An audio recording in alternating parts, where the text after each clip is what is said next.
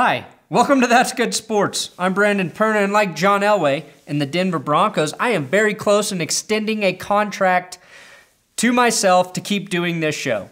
I'm a tough negotiator, but I think I can reach an agreement with myself. But honestly, it's going to come down to ownership for me.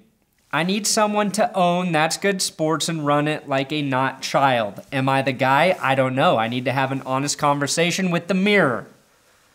Negotiations on contracts are very complicated. Anyway, today we'll discuss John Elway and why Corey Dillon thinks he's better than Terrell Davis, and the big story, of course, Cody Latimer's Mace-infused strip club debacle. And I'm not talking about Cody hanging out with Mace at the strip club while he delivers the gospel. I can't do that. That would be cool. That's Good Sports.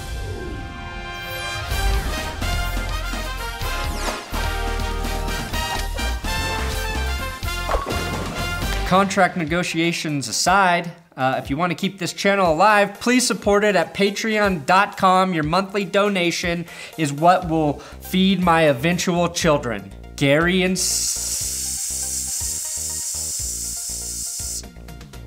That's right, I'm just gonna name my second child the S sound. What did I learn this weekend? Well, I learned that Cody Latimer fights exactly the way I do. With bitch slaps. This is the video from TMZ Sports of Cody bitch slapping a bouncer at the Diamond Cabaret strip club in Dayton, Ohio. After the slap, a scuffle ensues and Cody gets sprayed in the face with mace. And then his uncle gets knocked out with a closed-fisted punch to the kisser. No charges were filed. Cody isn't in any legal trouble, and this event took place way back on February 20th.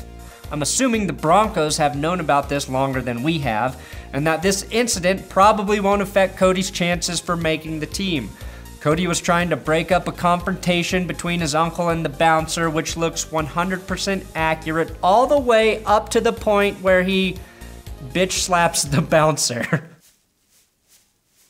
Maybe Cody just spent too much time in the strip club. Got used to doing this to strippers' bottoms. Depending on the strip club, that could be allowed. Most of the time, touching is frowned upon. So many things about this video just suck. The way Cody fights, the fact that he got maced. I'm gonna bring you back to me the way you should have been with me in the first place, through this blood of Jesus. Shout hallelujah. The only reason we even know about this, again, as no charges were filed, is because TMZ paid that strip club for this video. I can't wait until I am relevant enough for TMZ to pay for videos of me getting knocked out at strip clubs. The main difference will be that it's the strippers beating the shit out of me, and later a report will reveal that I pay lots of monies for strippers to punch me in the face, as it's the only way I can feel alive anymore. That's the future I want. My question about this video, about this situation is the person who is getting slapped the bitch? Or is it the person who is doing the slapping the bitch because slapping is such a bitch move? I just want clarity on bitch slaps. Aqib Talib was not involved with this incident, but said, if you want to temporarily blind an adversary, you don't use mace. You use your fingers like a goddamn man. In regard to football, I don't believe this drastically hurts Cody's chances of making the roster in 2017. In fact, I think with the new offensive coaching staff in Denver, his chances of finding a bigger role at the wide receiver position are better than ever. Cody wasn't a good fit with Peyton Manning at QB. We saw some flashes with Brock Osweiler at quarterback, but he never stood a chance at advancing in the Kubiak system. I believe with McCoy calling the plays, he could become a bigger part of the offense because McCoy is great at getting his most athletic players involved on the field, and in terms of athletic talent, Latimer is still one of the most gifted on the team. The problem is, he has to compete with Benny Fowler, Jordan Taylor, rookies Carlos Henderson, and Isaiah McKenzie, who could both end up at the slot position. I haven't even mentioned Khalif Raymond. Cody's biggest advantage is he has been very good on special teams. And with the loss of Kayvon Webster this offseason, his value on special teams may keep him on the roster even if he doesn't see an increase in offensive snaps. Now, Woody Paige reported over the weekend that Joe Ellis and John Elway are getting close on a new contract that would keep Elway in Denver as the GM for what appears to be 5 years. It looks like Elway could be making anywhere between $4 and $7 million per year, which would make him the highest paid GM in the NFL. Can you imagine sweating at night because you might make $7 million a year? Worst case scenario, $4 million a year? I want to live in that fucking world. Paige reported that he believes Elway has been offered a 5-year deal worth 30 to 35 mil. Elway stated a big part of the deal hinges on whether or not Joe Ellis can get him front row seats to the Justin Bieber concert at Sports Authority Field on August 12th. If you don't belieber me, then you're a fucking idiot. I think every Broncos fan would agree whatever dollar amount Elway wants is what he should get. We know the team is worth about $2.4 billion. By comparison, ThatsGoodSports is worth 4 Nickles, a used tampon, and 1 Johnny Manziel. Whatever Elway wants, give it to him. Unless for some reason he wants to move the Broncos to Leadville, giving the team the ultimate home field advantage, playing at an elevation of 10,151 feet every Sunday. Actually, that might be a good idea. Elway's a genius. Thanks to Lefty Big Guns for posting this photo in the Broncos subreddit. Look how big Derek Wolfe is next to John Cena. He makes him look tiny. Now look at Derek Wolfe shaking my hand. Not so bad, is it, when you consider Wolfe shrinks even the great presence of John Cena. Make sure to check out my vlog episode doing shots with the Broncos where I talk to Wolfe, TJ Ward, Benny Fowler, and other cool Broncos players. Terrell Davis will be getting inducted into the Pro Football Hall of Fame very soon. I was going to go. I have a press pass, but have decided spending over $1,000 of my own money to go to Canton, Ohio in August isn't worth it. Not even for TD, the man I so graciously defeated in the 2017 Media Bracket Tournament. Every year, no matter who gets into the Pro Football Hall of Fame, several deserving players are left out. This year, the most bitter player has to be former Bengals and Patriots running back Corey Dillon. This is what Dillon said last week on the Bengals Beat podcast. And he does talk like a surfer guy of sorts. I see Terrell Davis get in, and I'm like, 2 Super Bowls and MVP? This guy has at most 9,000 yards. I'm thinking, I've got a Super Bowl too. Well, Corey, this is really going to piss you off. TD only has 7,607 rushing yards. You had a long and very good NFL career, and I'll say you're probably one of the most underrated backs of the late 90s to mid 2000s. But you're not even the best running back with 2 first names in NFL history. You've got Walter Payton, Curtis Martin, Marcus Allen, and Fred Taylor all ahead of you in terms of career yards and double first names. In 4 healthy years, this is what TD did that was better than what you accomplished in 10 seasons. He was a Super Bowl MVP, and he was a league MVP. Not once were you ever considered the most valuable player in a Super Bowl or in the NFL. Sure, you have a ring, but you didn't get it in Cincinnati, did you? Terrell Davis was the reason the Broncos won that first Super Bowl. He also had a 2,000-yard rushing season. Hell, his second best season with 1,750 yards is better than your best season.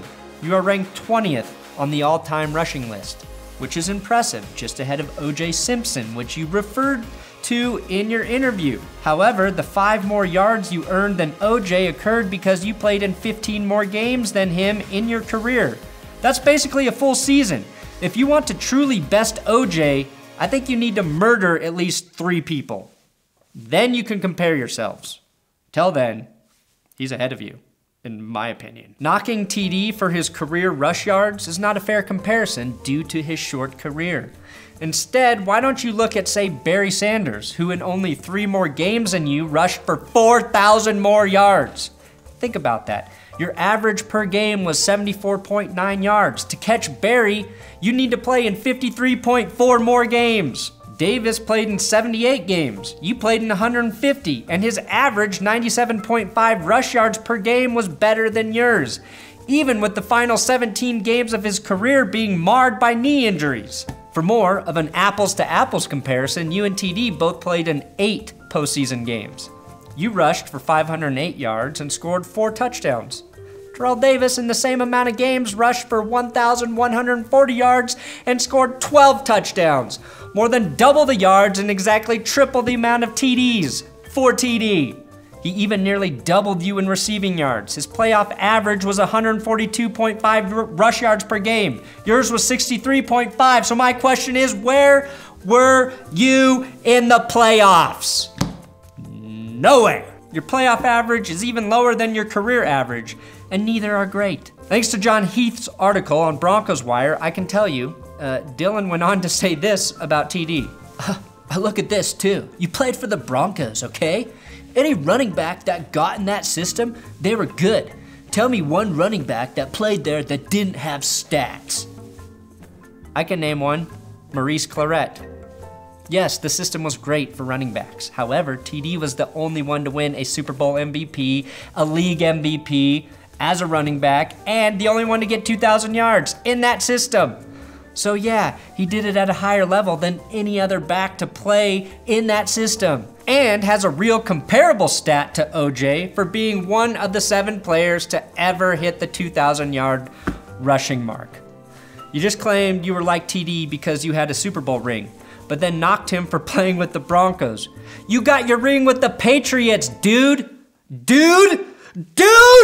You wouldn't have gotten shit had you stayed in Ohio, except a much greater chance at getting maced in the face at a strip club. Dillon, you son of a bitch! You can make an argument for getting into the Hall of Fame. That's fair, your numbers back that up.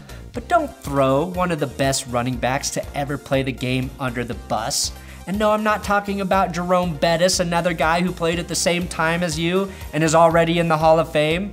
In fact, you could argue that your career was better than Bettis's. Your numbers compared to time played are better than his, so you're welcome for next year's argument for when you don't get into the Hall of Fame. And also remember that when anyone talks about running backs from the 90s and 2000s, nobody ever mentions your name.